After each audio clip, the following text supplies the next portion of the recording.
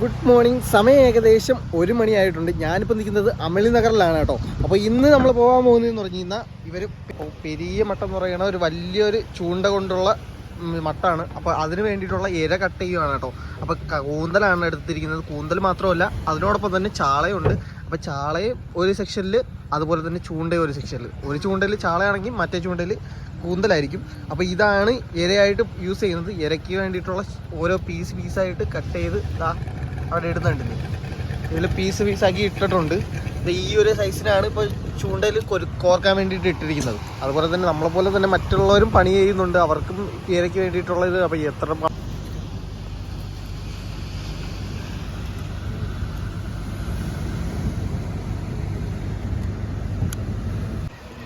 അങ്ങനെ 1:30 നമ്മൾ ഇരയൊക്കെ കട്ട് ചെയ്ത് തീർന്നിട്ടുണ്ട് കേട്ടോ. ഈ ചാള കട്ട് ചെയ്യുന്നില്ല, ഇത് മാത്രം കൂന്തൽ മാത്രമാണ് കട്ട് ചെയ്തിട്ടുള്ളത്. അപ്പോൾ കട്ട് ചെയ്ത് എടുത്തതിന് ശേഷം നേരെ ഐസ് സ്റ്റോർ ചെയ്ത് വയ്ക്കാൻ വേണ്ടിയിട്ട് പോവുകയാണ് കേട്ടോ. പിന്നെ ഒരു കാര്യമുണ്ട്, പറഞ്ഞതിലൊരു ചെറിയൊരു തിരുത്തുണ്ട്. പണ്ടാരി മട്ടം എന്ന് പറയുന്ന ആ മട്ടല്ല കേട്ടോ, അതിനേക്കാൾ പെരിയ മട്ടം എന്ന് പറയുന്ന സംഭവം തന്നെ ഏകദേശം 9-ാം നമ്പർ ചൂണ്ടയായിരിക്കും ഇത് നമ്മൾ യൂസ് ചെയ്യുന്നത്. അതും തമ്പ, കലവ, മൂച്ചാൻ തുടങ്ങിയ മീനുകൾക്ക് വേണ്ടി തന്നെ. എന്തായാലും പണ്ടാരി മട്ടം എന്ന് പറഞ്ഞാൽ 5-ാം നമ്പർ ചൂണ്ടയെന്നാണ് അവർ പറയുന്നത്. അത് വേറൊരു മട്ടാണ്. ഏതായാലും അതിൻ്റെ വീഡിയോസൊക്കെ പിന്നാലെ വരും. നമുക്ക് നേരെ വള്ളം ഇറക്കാൻ വന്നിട്ടുണ്ട്. ഇനി വള്ളം തള്ളിവിട്ട്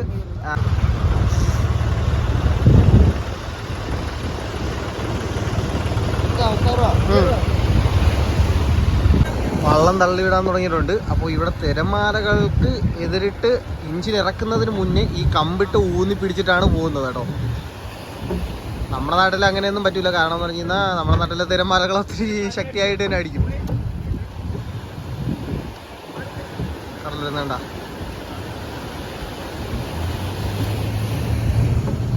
എഞ്ചിന് സ്റ്റാർട്ടായിട്ടുണ്ട്.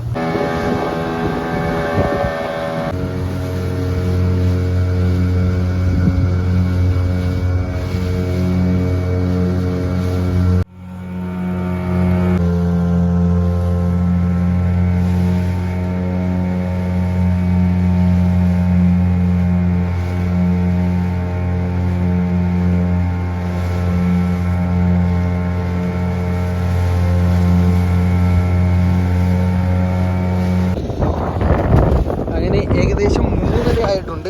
1 മണിക്കൂർ ഓടിയപ്പോഴേക്കും നമ്മൾ ഫിഷിംഗ് സ്പോട്ട് എത്തിയിട്ടുണ്ട്. അപ്പോൾ ഇവിടെ വന്ന് നമ്മൾ ചൂണ്ടകളിൽ കോർക്കേണ്ട ഇരകളൊക്കെ എടുത്ത് വയ്ക്കുകയാണ്. കൊഴിയാളുണ്ട്, അതുപോലെ തന്നെ ചാളയുണ്ട്, കീരിച്ചാള, പിന്നെ കണവ. ഇത് 3 ഫൈറ്റായിട്ട് യൂസ് ചെയ്യുന്നത്. 3 പേര് ഇര കോർക്കാൻ വേണ്ടിയിരിക്കും, പിന്നെ ചൂണ്ട എടുത്തു കൊടുക്കാൻ ഒരാളായിരിക്കും, അതിനുശേഷം ചൂണ്ട വിടാൻ വേണ്ടിയിട്ട്. പിന്നെ മറ്റ് ഇഞ്ചിലിട്ടായിരിക്കും വിടുന്നത്. കാറ്റ് അത്യാവശ്യം കുഴപ്പമില്ലാത്തൊരു ചെറിയൊരു കാറ്റുണ്ട് കേട്ടോ. അങ്ങനെ നമ്മുടെ ചൂണ്ടകളൊക്കെ എടുത്തിട്ടുണ്ട്. ഏകദേശം 600ഓളം ചൂണ്ടകളാണ് ഈ ഒരു ബോക്സിനകത്ത് ഇരിക്കുന്നത്. അതുപോലെ തന്നെ ഇതിലൊരു 600, അങ്ങനെ മൊത്തത്തിൽ 3000 ചൂണ്ട 5 ബോക്സിലായിട്ട് ഇരിപ്പുണ്ട്. നമ്മളെ കോയ വിടാൻ വേണ്ടിയിട്ട് പോവുകയാണ് കേട്ടോ. അതായത് തലപ്പ് ചൂണ്ട ഇടുന്നുണ്ട്. ഇതിൽ ടങ്കീസിൽ കെട്ടിയിട്ട് വിടുന്നുണ്ട്. ഇത് റോപ്പാണ് കേട്ടോ. ഓക്കെ, അങ്ങനെ റോപ്പ് വിട്ട് കയറുന്നു. ഇനി ചൂണ്ടകളിൽ ഓരോന്നായിട്ട് അതിൽ കണവ ഒരാൾ കുരുക്കും, പിന്നെ കൊഴിയാളയും ചാളയും ഒരാൾ.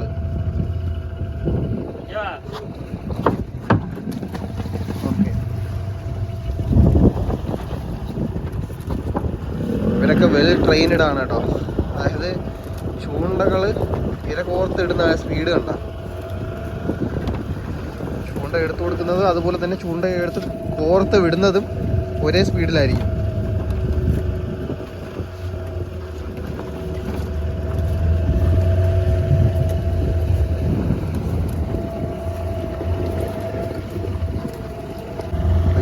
പുള്ളിക്കാരൻ GPS നോക്കിയെന്ന് എഞ്ചിന് കറക്റ്റായിട്ട് കൊണ്ടുവരും. GPS നോക്കി വള്ളം കറക്റ്റിന് ഓടിച്ചുകൊണ്ട് വരും. അതനുസരിച്ച് ചൂണ്ട മട്ട് നേരെ വിട്ടുകൊണ്ടിരിക്കും. ഇടയിലായിട്ട് ഇതുപോലത്തെ കാർക്കും കുപ്പിയും ഇട്ട് കൊടുക്കും. അപ്പോൾ 3000 ചൂണ്ടയും ഒരുമിച്ചാണ് കേട്ടോ വിടുന്നത്. ഇത് കാല്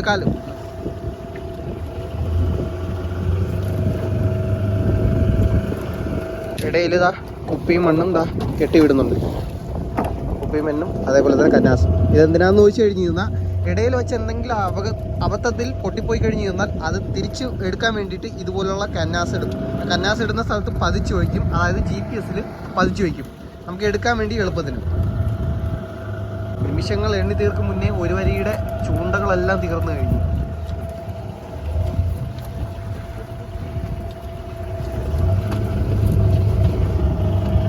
$125 ചൂണ്ട വരുമ്പോഴാണ് ഒരു മുടയിടുന്നത് കേട്ടോ, ഈ കാണുന്ന കാർക്കിടുന്നത്. അതുവരെ ഇതുപോലുള്ള ഇതിടും. അങ്ങനെ ഒരു 10-15 മിനിറ്റ് കൊണ്ട് തന്നെ നമ്മുടെ ആദ്യത്തെ സെക്ഷൻ, അതായത് 600 ചൂണ്ട വിട്ട് തീർന്നിട്ടുണ്ട്. അടുത്ത ചൂണ്ട എടുത്ത് വിടണമെന്നുണ്ടെങ്കിൽ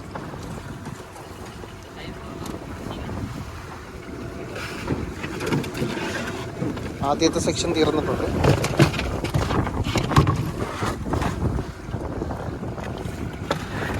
രണ്ടാമത്തെ സെക്ഷൻ എടുത്ത് വെച്ച്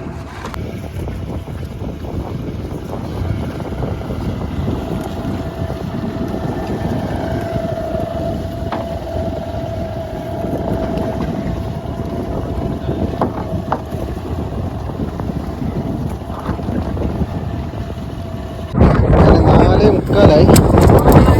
ചൂണ്ടയെല്ലാം ഇട്ട് തീർന്നിട്ടില്ല, കാരണം ഇര തീർന്നു പോയത് കൊണ്ട് തന്നെ കുറച്ച് ചൂണ്ട അതിൽ വെച്ചിട്ട് ബാക്കിയെല്ലാം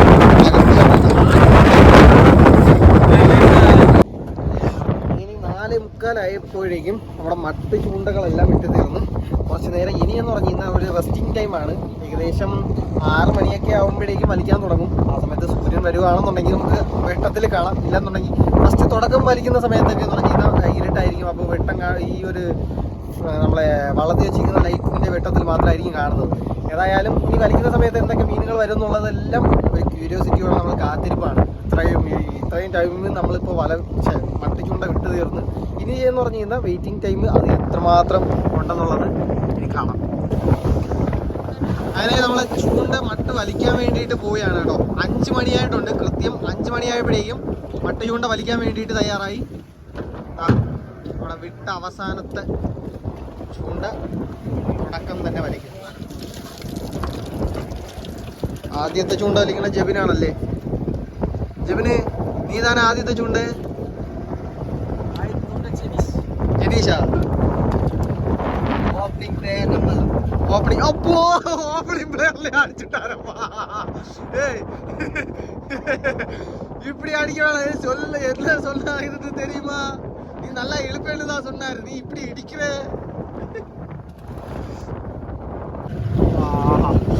ஆദ്യത്തെ കളവാണ്. நீங்க என்ன சொல்லுவீங்க இது?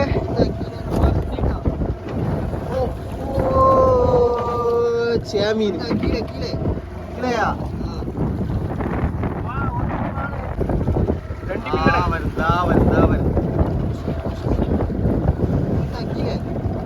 இனி உண்டா? அடுத்தது இது என்னவா? செம்பல்லி.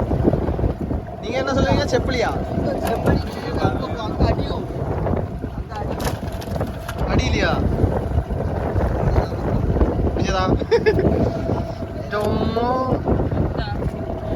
വെള്ളമീൻ്റെ സൈസ് നോക്കി. നീங்க என்ன சொல்லுவீங்க? വെള്ളമീൻ്റെ ഇത് ഊസി മീനാ? ചെമ്പല്ലിയൊക്കെ എൻ്റെ അമ്മ അളാറ സാധനം.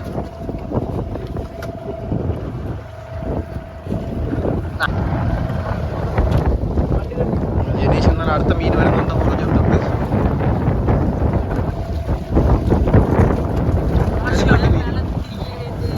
ഇവരുടെ കാസിയപ്പൻ, നമ്മുടെ കരുപ്പട്ടി മീൻ. പാലിലുടക്കി പാറയിൽ ഇതുപോലെ ഇങ്ങനെ പാറയിൽ ഉടക്കുന്ന സമയത്ത് എന്തെങ്കിലും വലുതായിട്ട് മീൻ വരുമെന്നൊക്കെയാ പറയാറ്.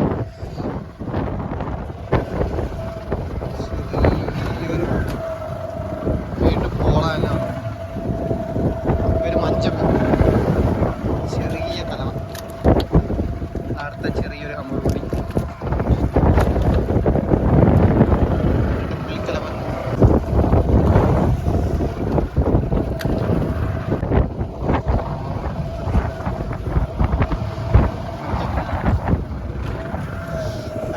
നേരം വെളുക്കാൻ വേണ്ടി തുടങ്ങിയിട്ടുണ്ട് കേട്ടോ. അപ്പോൾ സമയം ഏകദേശം 5:30 ചെറിയ മീനുകൾ ഓരോന്നായിട്ട് വരുന്നുണ്ട്. പോള തുടങ്ങിയ മീനുകളൊക്കെ, പോള, ചെറിയ ഹമ്മൂർ റൊട്ടി, അതുപോലെ തന്നെ ചേമീൻ, അതൊക്കെ എന്ന് പറഞ്ഞു കഴിഞ്ഞാൽ ഓരോന്നോരോന്നായിട്ട് വരുന്നുണ്ട്. അപ്പോൾ വലിയ ചെമ്പല്ലിയും കരുപ്പട്ടി മീനും ഒരലിയൊക്കെ ചാക്ക എന്ന് പറഞ്ഞിരുന്ന ആ ഒരു സമയത്ത് വന്നതാണ്. അതിനുശേഷം വലിയ മീൻ വന്നില്ല.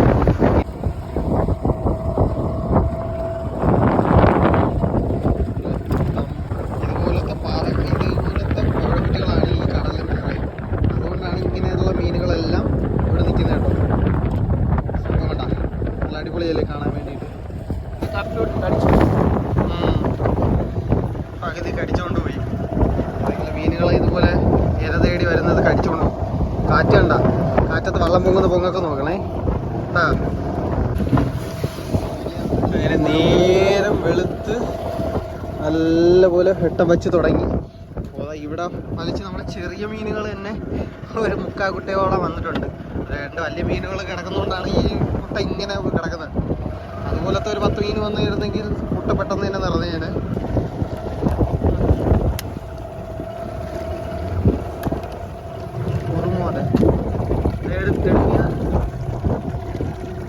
ഇതാണ് ഒട്ടുമീൻ. അതായത് നമ്മൾ എവിടെയെങ്കിലും ഒട്ടിച്ച് വെച്ച് കഴിഞ്ഞ് കഴിഞ്ഞാൽ അപ്പോൾ ഒട്ടിയിരിക്കും. ഏതോ വലിയ മീനിൻ്റെ കൂടെ വന്നെയാണ്. അതുകൊണ്ടാണ്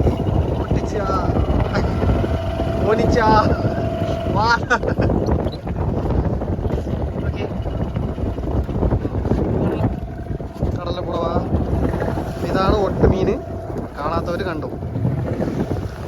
അങ്ങനെ ആദ്യത്തെ മട്ട് വലിച്ചു തീർന്നിട്ടുണ്ട്. അതായത് ആദ്യത്തെ ഒരു സെക്ഷൻ മട്ട് വലിച്ചു കഴിഞ്ഞ് അടുത്ത ബാറലിലോട്ട് വലിക്കുന്ന മട്ടാണ്. അങ്ങനെ ആദ്യത്തെ സെക്ഷൻ മട്ട് കഴിഞ്ഞ് രണ്ടാമത്തെ മട്ട് വലിക്കാൻ തുടങ്ങിയിട്ടുണ്ട്. അപ്പോൾ ഈ കിട്ടിയ മീനുകളെല്ലാം ജീവനോടെ തന്നെ നമ്മൾ ഐസ് ചെയ്യാൻ വേണ്ടിയിട്ട് പോയാണ് കേട്ടോ. അപ്പോൾ വാങ്ങിച്ചുകൊണ്ട് വന്ന ചാക്ക് ഐസ് എടുത്ത് പൊട്ടിച്ചിട്ട് ഇതാണ് ഐസ് സ്റ്റോർ റൂം.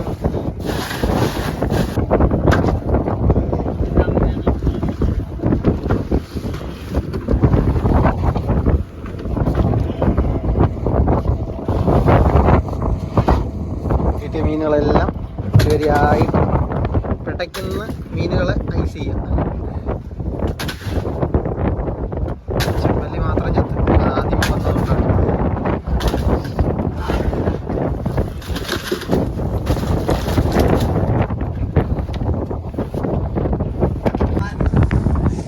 നമ്മുടെ ജെബിൻ്റെ മീൻ വരുന്നുണ്ടെന്ന് തോന്നുന്നു. വരുന്നുണ്ട്. വെള്ളടിയാണ് ജീവനോടെ വരുന്നു. എൻ്റെ അമ്മോ, കുറുതോല, വലിയ കുറുതോല.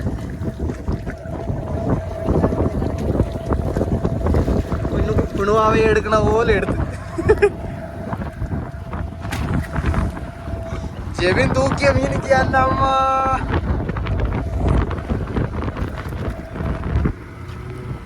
എത്ര കിലോ വരും? 5 കിലോ. നമ്മുടെ ജെബിൻ അടുത്ത മീൻ വരുന്നുണ്ട്. ഇവര് പണ്ടാരി എന്ന് പറയും. നമ്മുടെ നാട്ടിലെ കലവ തന്നെ, അതായത് സമൂഹം.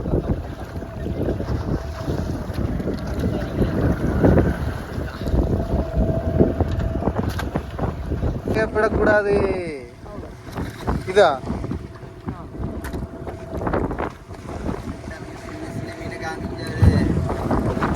മട്ട് വലിച്ചുകൊണ്ടിരിക്കവേ സൂര്യൻ ഉദിച്ചു വരുന്നതാണ്. തുടങ്ങി.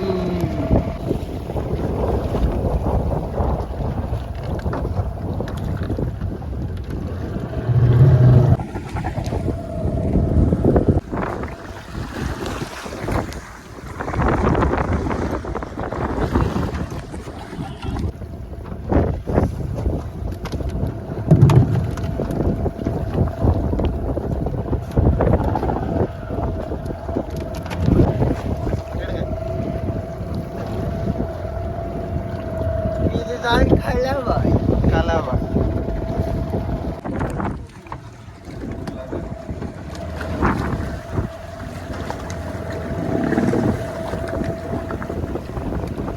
ഇവിടെ തൂക്കി വയ്ക്കാതെങ്കിൽ അപ്പൊ ഇളിഞ്ഞു പോയിവിടെ പോകുന്നു.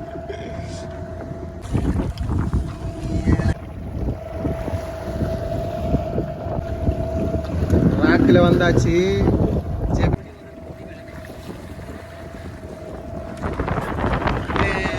ഇനി 6:30 രണ്ടാമത്തെ സെക്ഷൻ മട്ട് വലിച്ചു തീർന്നിട്ടുണ്ട് കേട്ടോ.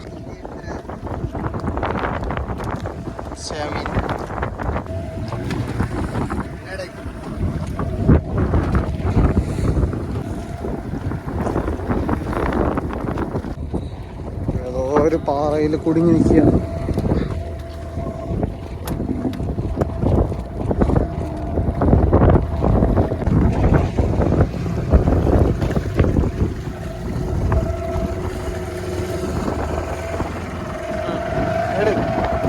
നീ அப்படியே தூக்கம் போடுது பிடிச்சிட்டு இருக்காது.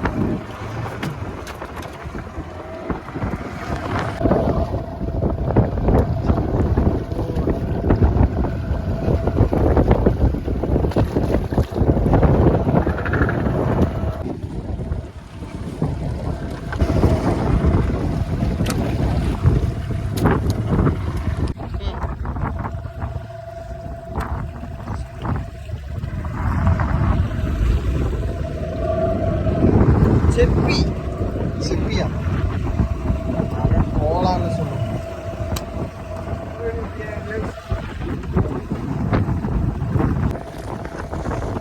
ഇതുവാ നമ്മുടെ മട്ട് വലിച്ച് തീർന്നിട്ടുണ്ട്. കറക്ക മുടിയാതെ കീഴ ഓടി വരുന്നു. ഇതാ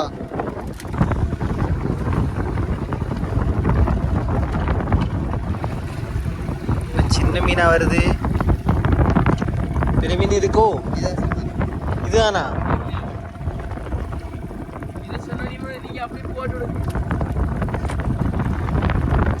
பெரிய மீன் சொன்னா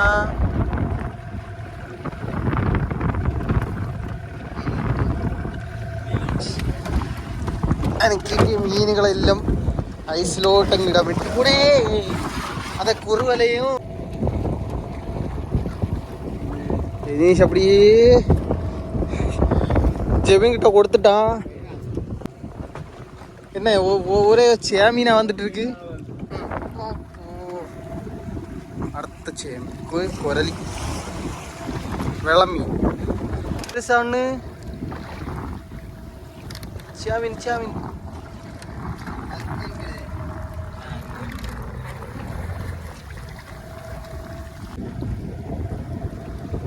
சாயங்காலம் ஆனால் அப்படியே சர்ச்சுக்கு முன்னாடி வரும், அப்படியே சேர்ந்தே படுப்போம்.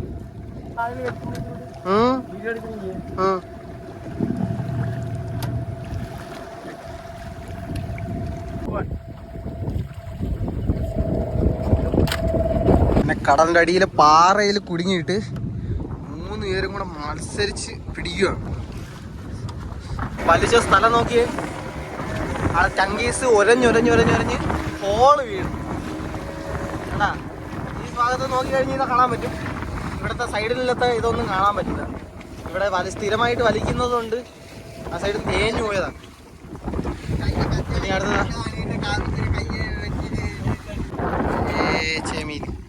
ചേമീൻ പകുതി കാണും. എന്നാச்சு யாரை தின்னா தோட்டிக்கணவாவா சதையெல்லாம் தின்ட்டு ஹை ஹை ஹை ஹை.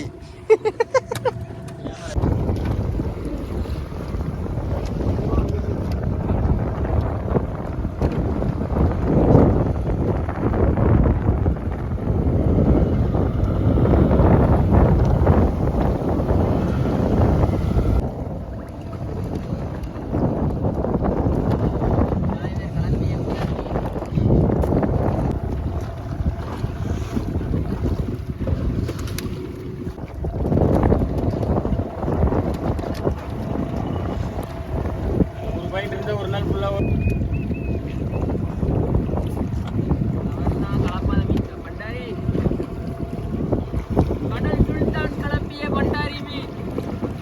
സുൽത്താൻ സുൽത്താൻ.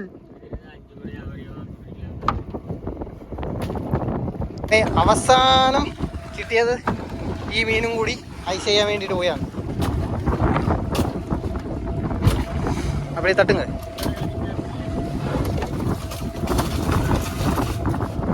അങ്ങനെ 9:30 ആയിട്ടുണ്ട്. ഇനി നമ്മൾ കരയിലോട്ട് ഓടാൻ പോവുകയാണ് മീനൊക്കെ പിടിച്ചു കഴിഞ്ഞ്. അപ്പോൾ കരയിൽ പോയിട്ട് മീനിൻ്റെ ലേലവിളി എങ്ങനെയാണെന്നുള്ളത് കാണിക്കാൻ പറ്റുകയാണെന്നുണ്ടെങ്കിൽ കാണിക്കാം. അതിനോടൊപ്പം തന്നെ നമ്മൾ ഫുഡ് കഴിക്കാൻ വേണ്ടിയിട്ട് പോവുകയാണ് കേട്ടോ. അപ്പോൾ ഫുഡൊക്കെ എടുത്ത് വെച്ചിട്ടുണ്ട്. ഇവർ കൊണ്ടുവന്ന വീട്ടിൽ നിന്ന് കൊണ്ടുവന്ന ചോറല്ല കഞ്ഞിയാണ് കേട്ടോ. കഞ്ഞിയും മീൻകറിയും. ഏതായാലും ഫുഡ് കഴിക്കാം. അങ്ങനെ എല്ലാവരും കൂടി കഞ്ഞി പിടിക്കാൻ വേണ്ടി പോവുകയാണ്. നാരങ്ങ അച്ചാർ നാരങ്ങ അച്ചാറ്, പിന്നെ കഞ്ഞി. എവിടെ ഇട്ടാ തിന്നണ നോക്കിയേ. വള്ളത്തിന്റെ ടാപ്പിന്റെ പുറത്ത് കഴുകിയിട്ട് അതിന്റെ മുകളിൽ കഞ്ഞി വെച്ച് കഴിക്കുക എന്ന് വെച്ച് കഴിഞ്ഞാൽ ഒരു പാത്രത്തിൽ എല്ലാവരും കൂടെ കൈയിടാൻ വയ്യാത്തതുകൊണ്ട് പരക്കെ വെച്ചിട്ടാണ് തിന്നുന്നത്. അങ്ങനെ നമ്മള് കരയിലോട്ട് എത്തിക്കൊണ്ടിരിക്കുകയാണ്. ഒടുക്കത്തെ വെയിൽ, സമയം 11:30 അപ്പൊ ഈ സമയത്ത് നമ്മൾ കരയിലോട്ട് എത്താറായി. ഇവിടെ നോക്കുകയാണെന്നുണ്ടെങ്കിൽ ഈ ഒരു ഭാഗത്തോട്ട് നോക്കി കഴിഞ്ഞാൽ കടലടിക്കുന്നത് കാണാൻ പറ്റും. ഇതെല്ലാം പാറകളാണ് കേട്ടോ. ഈ പാറകൾക്ക് ചുറ്റും ഇവർ പറയുന്നത് തുടങ്ങിയത് ഈ പാറകൾക്ക് ചുറ്റും കുറുവല, അതുപോലെ തന്നെ പാര എന്നിങ്ങനെയുള്ള മീനുകളെല്ലാം കിട്ടുമെന്നാണ്. ഓക്കെ, കടലടിച്ചു വരുന്നുണ്ടോ? കടലടിച്ചു വരുന്നതിന്റെ അകത്തൂടിയാണ് നമ്മൾ പോകുന്നത്. അപ്പൊ ഈ കാണുന്നതാണ് ചെന്തൂർ മുരുകൻ കോവിൽ. നമ്മുടെ നാട്ടിൽ എത്ര പേര് പറയുന്നത് അറിയത്തില്ല. അമ്മേ,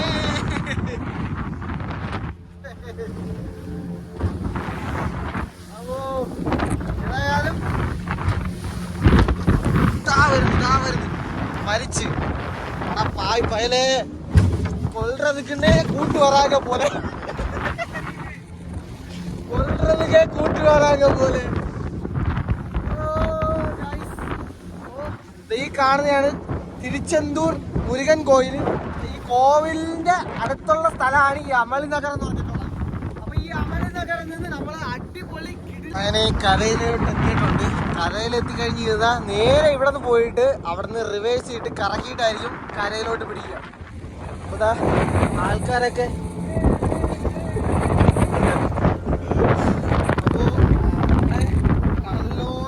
കരയിലോട്ട് എത്തിയിട്ടുണ്ട്. ഏതായാലും തിര അടിക്കുന്ന സ്ഥലം കണ്ട, തിര അടിക്കുന്ന ഈ സ്ഥലത്ത് നിന്ന് ഇവിടെ എത്തുമ്പോഴേക്കും റിവേഴ്സിൽ പിടിക്കും. വെള്ളം റിവേഴ്സിൽ പിടിക്കുമ്പോഴേക്കും വണ്ടി വന്ന് നമ്മളെ വലിച്ചുകൊണ്ടങ്ങ് പോകും. അതാണ് കേട്ടോ ചെയ്യുന്നത്. ആ കടൽ വരുന്നത് തിരമാല. എൻ്റെ അമ്മോ, അപ്പൊ നോക്കി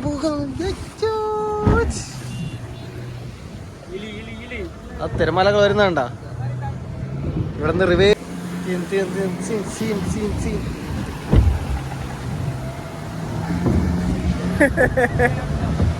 ഇതാണ് ഞങ്ങള് അന്ന് രാത്രി ഇവിടെ നിന്ന് മട്ട് പണിക്ക് പോയപ്പോഴും ഇതായിരുന്നു ഇവിടുത്തെ അവസ്ഥ. ഇങ്ങനെ കടൽ അടിച്ചു വരും. കടൽ അടിച്ചു വരുന്നതിന്റെ കൂടെ തന്നെ നമ്മൾ ഒഴുകി അതിന്റെ കൂടെ റിവേഴ്സിൽ അങ്ങ് പോകും. ഓക്കെ, ഇവിടെ ഒരാളിരുന്ന് കമ്പിട്ട് കുത്തുന്നത് എന്തിനാണെന്ന് വെച്ച് കഴിഞ്ഞാൽ വള്ളം അഥവാ അങ്ങോട്ടോ ഇങ്ങോട്ടോ എങ്ങനെ കറങ്ങി പോയി കഴിഞ്ഞു കഴിഞ്ഞാൽ അത് നേരെ ഫോക്കസ് ചെയ്ത് നിർത്തുന്നതാണ് ഇവിടുത്തെ അണിയത്ത് നിൽക്കുന്ന ആളിന്റെ പണി. ഓഹോ, ഒന്നുകൂടെ വലി വലി വലി വലി വലി വലി വലി കല്ല് പാത്ത് മല അടിച്ചു.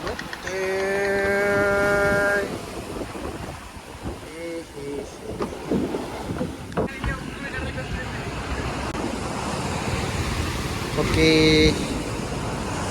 വണ്ടി വന്ന് വലിച്ചേറ്റിയിട്ടുണ്ട്.